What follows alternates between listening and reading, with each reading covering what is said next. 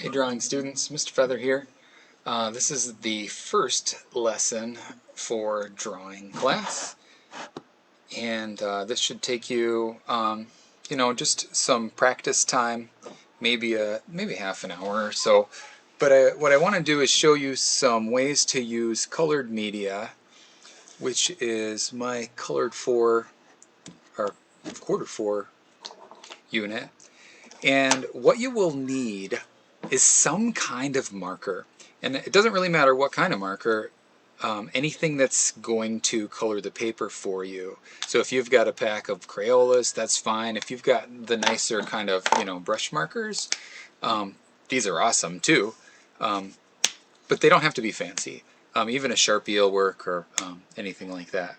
What you'll do with the marker, and I'll just use this, the Crayola for the demo here, is you're going to make, basic shapes, and we're going to be playing with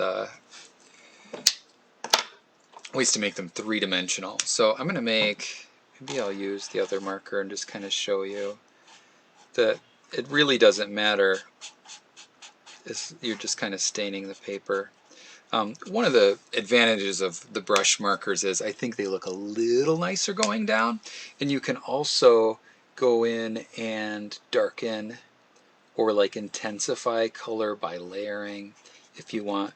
And so the basic idea of what we're going to be doing is making the shapes look like they're 3D, like you could pick them up, like maybe an M&M or something like that.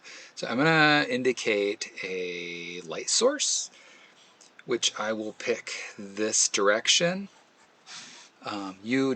It helps to draw the arrow lightly, I think, but you don't really need the arrow in the end.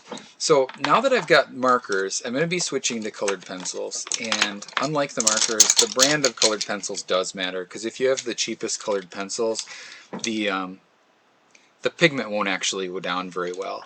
And the array of pencils that I use for this, the most important one is the white, probably the black, and the brown next. And then I also like cream. If you've got a couple of really light colors and a couple of really dark colors, that usually works pretty well. If you've bought a set of 12 Prismacolors, you probably have your white and your black and your brown. And that should be able to do it. But sometimes it's nice to have a couple of different temperatures of lights, like a cool light, like a light blue, or I like the warm sort of medium light too, or so just a variety of colors. But you really don't need a huge array to make this work.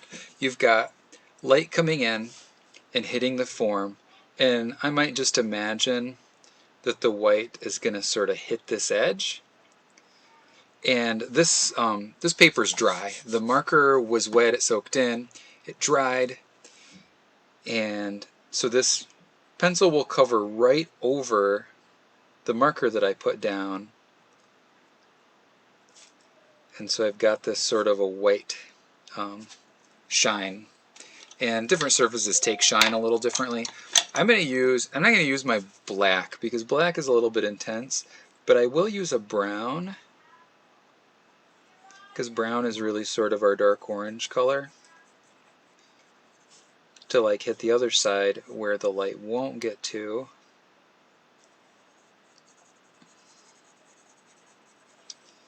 And then one thing I could do if I wanted to is take something like a medium brown or even an orange and blend these colors so they're not such a harsh transition.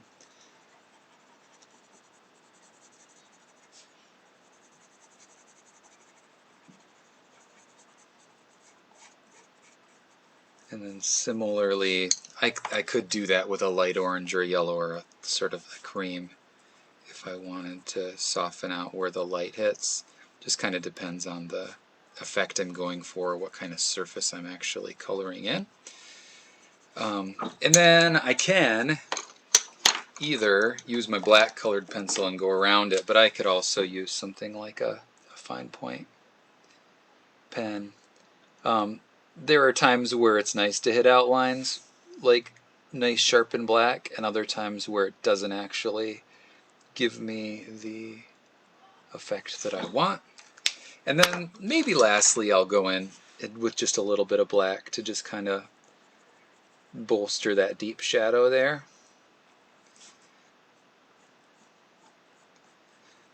And so, as I said, I use two different markers and they both look good. So it really doesn't matter what kind of marker you use too much. This is like really simple, you know, circle shapes, like we said, kind of like an M&M where it feels like you could pick it up. But you don't have to stick with circles. I just threw down a yellow one that's still a circle. But maybe I'll throw in a triangle.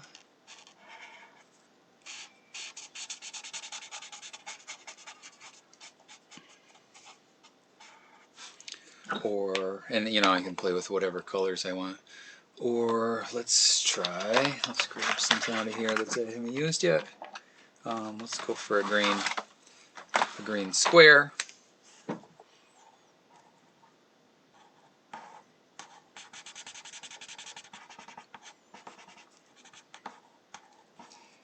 And again, just kind of thinking about if I'm staying consistent to my light source and the light's coming in this direction, it's going to hit that form, probably mostly on that side, mostly on that side.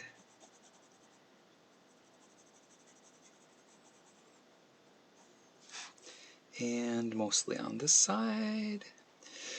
So your lighter colors, you're not going to see the white as much. Your darker colors, you're not going to see the dark as much. So in that case, you can really jump towards heavier darks, like on your purple, for instance. You can jump to the heavier darks quicker. And maybe have some fun, like I'm going to use this sort of cool blue. Maybe have some fun modulating there on the middle. And maybe even a little backlight corner thing going on. With warm colors that are light, especially yellow and orange, you want to use light brown first, otherwise it's going to get too intense too fast.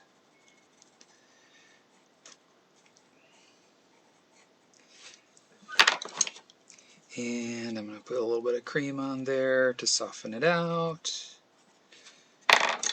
A little bit more of a dark brown. And then so with my green, I'll probably use just a dark green color here on the shadow side.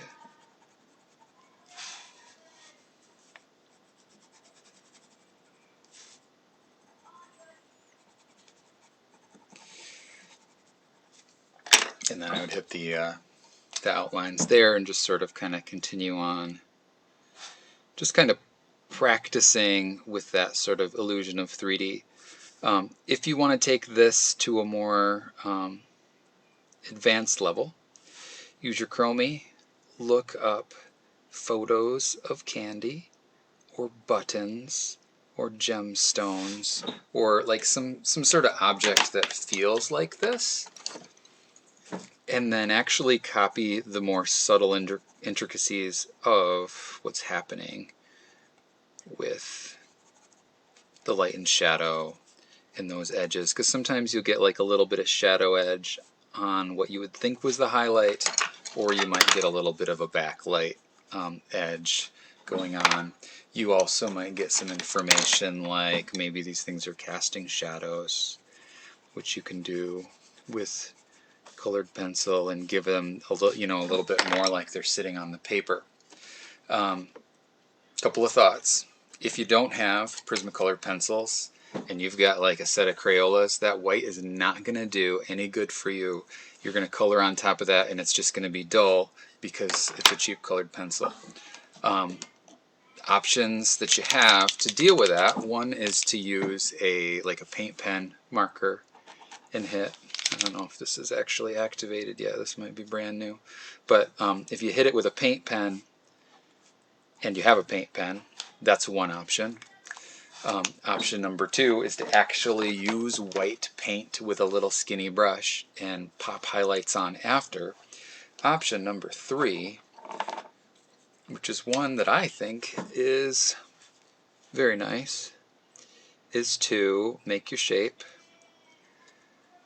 but leave what you know is going to be white, leave that section white. I'm not really liking what that marker's doing.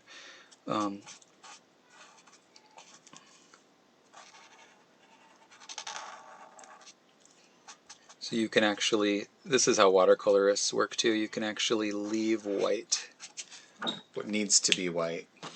And then even with your cheap colored pencil, like if you had like a white Crayola or something, you can soften those edges and it'll still look pretty good. And you can totally do the shadow stuff with cheap colored pencils. They don't blend as nice as a nicer brand of pencil, but they will show fine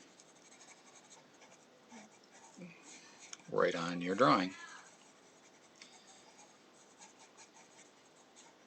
I'm not looking for a masterpiece. I'm looking for you to experiment with this media and see what you can do this week. If you don't have supplies, we are going to be doing the marker and colored pencil stuff for a while, and if you don't have supplies, it might be a good idea to look into getting something for yourself, whether it's a small set of Prismacolors, 12 or 24. I like to order through Blick.com, or a batch of markers of some sort. If you're really excited about learning how to draw with marker and colored pencil, and this is kind of your thing, you might splurge and get a really nice set of brush markers or something like that. If you don't have it, and if you have any questions at all about supplies, please shoot me an email and I will try and direct you to what I think will work best for you.